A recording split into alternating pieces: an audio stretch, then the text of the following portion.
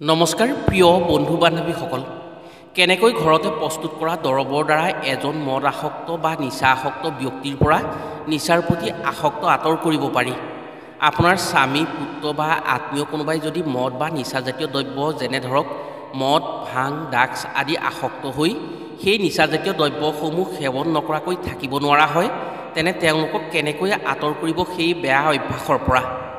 আয়ুৰ্বেদত এনে কিছুমান বন ঔষধৰ কথা আছে যিসমূহ যদি আপুনি সেই বস্তুবোৰৰ দ্বাৰা অকণমান কষ্ট কৰি দৰৱ প্ৰস্তুত কৰি নিচা আসক্ত লোকজনক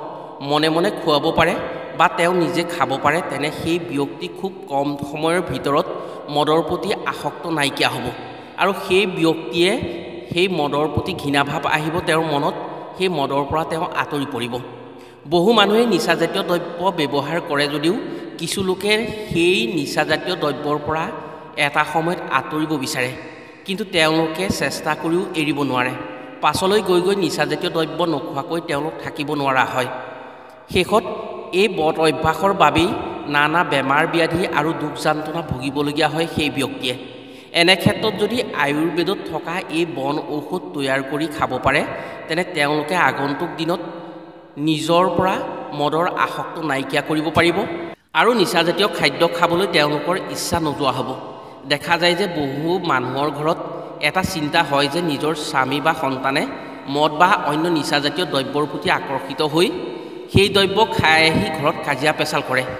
এনে ক্ষেত্ৰত ঘৰখনত আন ব্যক্তিসকলৰ মান মৰ্যাদা হানি হয় শেষত তেনে ব্যক্তিৰ বাবে ঘৰখনৰ আন মানুহবোৰ মহা চিন্তাত পৰে আৰু অশান্তি ভুগিবলগীয়া হয় আন সদস্যসকলে এনে সমস্যাসমূহৰ অন্ত কৰিবৰ বাবে তেওঁলোকৰ কোনো উপায় নাইকিয়া হয় তেওঁলোকে উপায় বিচাৰি নাপায় ফলত মহা চিন্তাত পৰে আয়ুৰ্বেদত এনে কিছুমান বস্তুৰ কথা উল্লেখ আছে সেইসমূহৰ পৰা যদি ঘৰতে ঔষধ তৈয়াৰ কৰি ল'ব পৰা হয় তেনে সেই ব্যক্তিক যদি সেই ঔষধ খুৱাব পৰা হয় সেই ঔষধে মহৌষধৰ দৰে কাম কৰে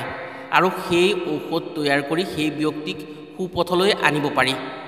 আজিৰ ভিডিঅ'ত আমি আপোনাক নিজৰ ঘৰতে প্ৰস্তুত কৰি ল'ব পৰা মদৰ প্ৰতি আসক্ত নাইকিয়া কৰিবলৈ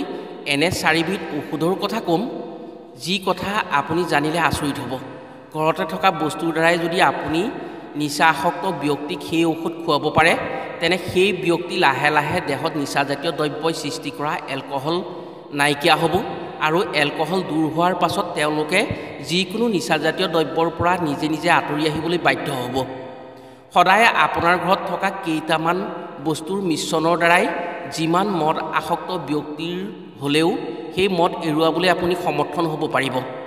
এই ঔষধ ঘৰতে প্ৰস্তুত কৰি বহুজনে খাই উপকৃত হৈছে যদি নিচা আসক্ত ব্যক্তিয়ে নিজে এই ঔষধ খায় তেনে অতি সোনকালে আৰোগ্য হ'ব পাৰে আৰু যদি সেই ব্যক্তিয়ে নিজে নাখায় তথাপিও কোনো চিন্তা কৰিব লগা নহয় ঘৰৰ কোনো সদস্যই মনে মনে সেই ঔষধ তৈয়াৰ কৰি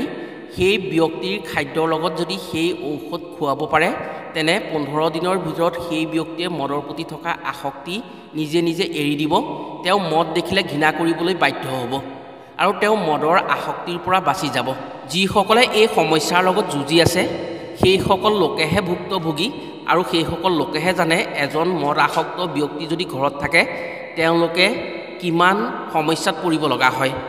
তেওঁলোকেহে জানে এজন নিচাসক্ত ব্যক্তি ঘৰত থাকিলে কিমান সমস্যা হয় সেয়েহে আজিৰ ভিডিঅ'টো সেইসকল ব্যক্তিৰ বাবে অতি জৰুৰী ভিডিঅ'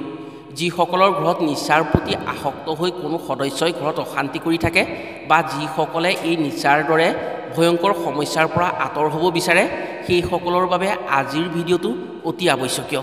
গতিকে সেইসকল ব্যক্তিক আমি আজিৰ ভিডিঅ'ত এটাই অনুৰোধ জনাওঁ আজিৰ ভিডিঅ'টো যাতে তেওঁলোকে শেষলৈকে চায় আৰু মদ বা নিচাজাতীয় দ্ৰব্যৰ প্ৰতি আসক্ত নোহোৱা কৰিবলৈ ঘৰতে কেনেকৈ দৰৱ প্ৰস্তুত কৰি ল'লে আৰু সেই প্ৰস্তুত খাব পাৰি নিচাৰ প্ৰতি থকা আসক্তি নাইকিয়া হয় সেই কথাসমূহ জানি নিশ্চয় সেইসকল ব্যক্তি উপকৃত হ'ব পাৰিব প্ৰিয় বন্ধু বান্ধৱীসকল তেনে জানো আহক ঘৰতে কি কি বস্তুৰে দৰৱ প্ৰস্তুত কৰি বা ঘৰুৱা উপায়েৰে ঔষধ তৈয়াৰ কৰি কেনেকৈ এজন নিচা আসক্ত ব্যক্তিক নিচাৰ প্ৰতি থকা আসক্ত নাইকিয়া কৰি পুনৰ সুস্থ সবল কৰি ল'ব পাৰি নিজৰ ঘৰত স্বামী বা পুত্ৰক নিচা আসক্তৰ পৰা কেনেকৈ আঁতৰ কৰিব পাৰি বস্তুসমূহৰ কথা কোৱাৰ আগতেই আপোনাক এটি সৰু অনুৰোধ জনাওঁ ভিডিঅ'টো যদি ভাল পায় তেনে এটা লাইক কৰাৰ লগতে কমেণ্ট বক্সত ভগৱান শিৱক ভক্তি মনেৰে স্মৰণ কৰি ওম নমঃ শিৱায় বুলি লিখিবলৈ কেতিয়াও নাপাহৰিব। আৰু যদি আমাৰ চেনেললৈ প্ৰথম আহিছে তেনে চেনেলটো ছাবস্ক্ৰাইব কৰাৰ লগতে অন্য 10জনে উপকৃত হোৱাকৈ ভিডিঅ'টো শ্বেয়াৰ কৰিবলৈ অনুৰোধ জনালোঁ। প্ৰতিগৰাকী মাতৃয়েই কামনা কৰে যে তেওঁলোকৰ সন্তান ভাল আৰু গুণৱান হওক, আৰু প্ৰতিগৰাকী পত্নীয়েই চিন্তা কৰে যে নিজৰ স্বামী বদ অভ্যাস নাথাকক, গুণী জ্ঞানী আৰু ভাল মানুহ হওক। কিন্তু বহু ক্ষেত্ৰত তেওঁলোক সফল হ'ব নোৱাৰে। পত্নীয়ে নজনাকৈ বহু স্বামী বিপথে যায় আৰু মাতৃয়ে নজনাকৈ বহু সন্তান চৰিত্ৰহীন হয়। যদি নিচাৰ প্ৰতি আসক্ত হৈ বিপথে পৰিচালিত হয় কোনো ব্যক্তি, তেনে নিজৰ ঘৰতে কৰা ঘৰুৱা উপায়েৰে দৰৱ প্ৰস্তুত কৰি আজিৰ ভিডিঅ'ত কোৱাৰ দৰে কৰক।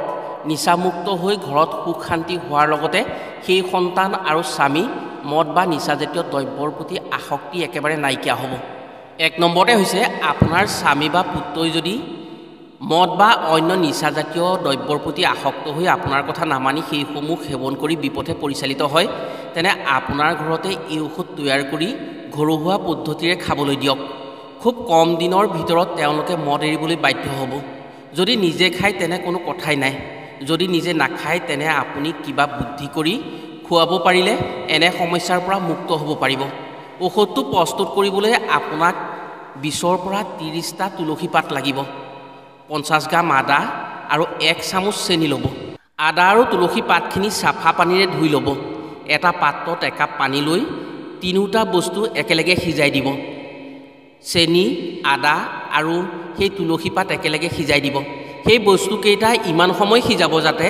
আপুনি যি কাপ পানী দিছিল সেই পানী কাপ যাতে সিজি সিজি আধা কাপহে ৰয়গৈ।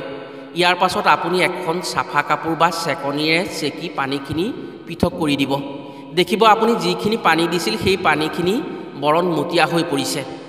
যদি মদ বা নিচাসক্ত ব্যক্তিজনে যদি নিজে সেই দৰৱ খাব বিচাৰে তেনে ৰাতিপুৱা কুহুমীয়া গৰম পানীৰ লগত সেই প্ৰস্তুত কৰা দৰৱৰ আধা চামুচ দি প্ৰতিদিনেই খাব। যদি সেই ব্যক্তিয়ে নিজে নাখায় তেনে যেতিয়া সেই ব্যক্তিয়ে চাহ খাব, অৰ্থাৎ আপুনি ৰাতিপুৱা চাহ দিব, তেতিয়া সেই ব্যক্তিক সেই প্ৰস্তুত কৰা দৰৱৰ আধা চামুচ চাহত দি দিব। এনেকৈ যদি আপুনি আধা চামুচ দিব পাৰে প্ৰতিদিনে ৰাতিপুৱা, তেনে সেই ব্যক্তিৰ দেহত যি এলকহলৰ পৰিমাণ সৃষ্টি হৈছিল সেই এলকহল কমি যাব আৰু তেওঁ নিচাৰ প্ৰতি থকা আসক্ত লাহে লাহে কমি আহিব আৰু তেওঁৰ মনত সম্পূৰ্ণ নিচাজাতীয় দ্ৰব্যৰ প্ৰতি বেয়া ভাৱ আহিব। তেওঁ সম্পূৰ্ণ নিচামুক্ত হৈ পৰিব পাৰিব। 2 নম্বৰতে হৈছে 2 নম্বৰ দৰৱটো প্ৰস্তুত কৰিবলৈ আপোনাক 5 বিধ ঘৰুৱা খাদ্য বস্তু লাগিব। 1 নম্বৰতে লাগিব আপোনাক আজৱাইন লাগিব, আজৱাইন বা জৰ্ণি গুটি। 2 নম্বৰতে চকগুটি লাগিব। 3 নম্বৰতে ঘিউ লাগিব। ঘিউ পিয়ৰ ঘিউ হ'লে বেছি ভাল হয়। আৰু এটা গোল নেমু লাগিব, অকণমান গুড় বা নিমখ লাগিব। যদি সেই ব্যক্তিয়ে মিঠা খাই ভাল পায় তেনে গুড় ল'ব, যদি মিঠা নাখায় তেনে নিমখ ল'ব। আজৱাইন আৰু চকগুটি দুয়োটা 50 গ্ৰাম 50 গ্ৰাম কৰি ল'ব। তাত আপুনি 2 চামুচ ঘিউ দিব আৰু আন্দাজ অনুসৰি গুড় বা নিমখ দি সেইখিনি বস্তু আপুনি মিশ্ৰণ কৰি প্ৰায় 12 ঘণ্টা সময় এখন প্লেটত তেনেকৈ থাকিবলৈ দিব। 12 ঘণ্টাৰ পাছত সেইখিনি এখন কেৰাহীত কম জুইত দি সেইখিনি ভাজিব। যেতিয়া ভজাৰ পাছত সেইখিনি চেঁচা হ'ব তেতিয়া মিক্সিত বা অন্য উপায়েৰে সেইখিনি পিচি গুড়ি পাউডাৰ দৰে কৰি দিব। যেতিয়া পাউডাৰ দৰে গুড়ি হৈ পৰিব তেতিয়া সেই গুড়িৰ লগত নেমুৰ ৰস 1 চামুচ দি দিব, সেই গুড়িত মিহলাই দিব। ইয়াৰ পিছত সেইখিনি এটা পাত্ৰত থৈ প্ৰতিদিনে ৰাতিপুৱা খুৱাব লাগিব। আপুনি সেইখিনি খুৱাবলৈ সৰু সৰু বড়ি কৰি ল'ব। যেতিয়া আপুনি ৰাতিপুৱা তাৰ এটা বড়ি তেওঁক খুৱাব লাগিব। যদি সেই ব্যক্তিয়ে নিজেই বড়িটো খায় তেনে খাবলৈ দিব, তেতিয়া বহু ভাল হ'ব। যদি সেই ব্যক্তিয়ে সেই বড়ি নাখায়, তেখেতে গম নোপোৱাকৈ আপুনি কামটো কৰিছে, তেতিয়া আপুনি খাদ্যৰ লগত, অৰ্থাৎ ৰাতিপুৱা আপুনি তেওঁক যি খাদ্য দিব সেই খাদ্যৰ লগত এই বড়িটো মিহলাই দিব। এনেকৈ যদি একেৰাহে 20ৰ পৰা 30 দিন ৰাতিপুৱা খুৱাব পাৰে তেনে সেই ব্যক্তিয়ে মদ আসক্তি তেওঁলোকৰ লাহে লাহে নাইকিয়া হ'ব।